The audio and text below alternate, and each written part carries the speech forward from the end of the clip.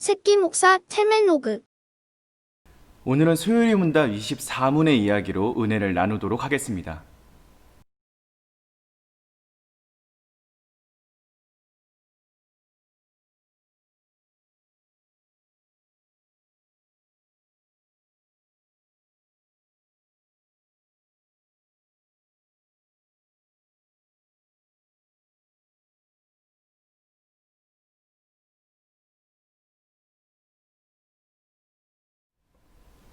구약시대에는 하나님의 말씀을 가르치는 사람들이 있었습니다.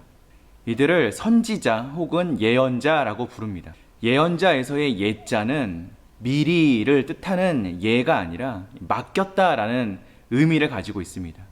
돈을 예금하였다라는 말을 쓸 때의 예자와 같은 단어입니다. 물론 하나님의 말씀을 맡아 가르친 사람들이 미래의 이야기를 전하기도 하였습니다. 하지만 이 경우에는 선지자들이 한 사람의 인생의 성공과 실패에 대한 이야기를 하는 것이 아니라 어떻게 하면 이 민족이 하나님의 말씀대로 살아갈 수 있을까에 대한 미래의 이야기를 전한 것입니다. 하나님의 백성들이 하나님의 말씀에서 벗어나서 살아갈 때 선지자들은 하나님의 말씀을 전하고 경고하였고 또 촉구하였으며 소망을 더해 주었습니다. 때로는 하나님의 계획과 비전을 전해주기도 하였습니다.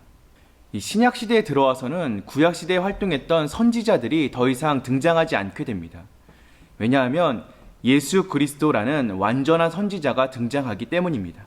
예수님은 우리의 구원을 위한 하나님의 뜻을 우리에게 나타내 주셨습니다. 복음서를 통해 우리가 어떻게 구원을 얻어야 할지를 알려주셨고 또 성령을 통하여서 놀라운 비밀을 우리에게 더하여 주셨습니다. 우리는 예수님께서 전하시는 말씀과 성령의 놀라운 역사하심 그리고 깨닫게 하심을 통하여서 하나님의 뜻과 계획을 알아갈 수 있게 됩니다. 우리가 하나님의 말씀을 아는 것 그리고 우리가 하나님의 말씀을 깨닫는 것은 우리의 힘으로 가능한 것이 아닙니다. 예수님께서 우리를 가르치시기 때문이고 성령님께서 우리의 마음속에 역사하시기 때문입니다. 하나님께서 빛을 비추어 깨닫게 하심으로 우리는 하나님의 말씀을 더 알아갈 수 있게 되었습니다.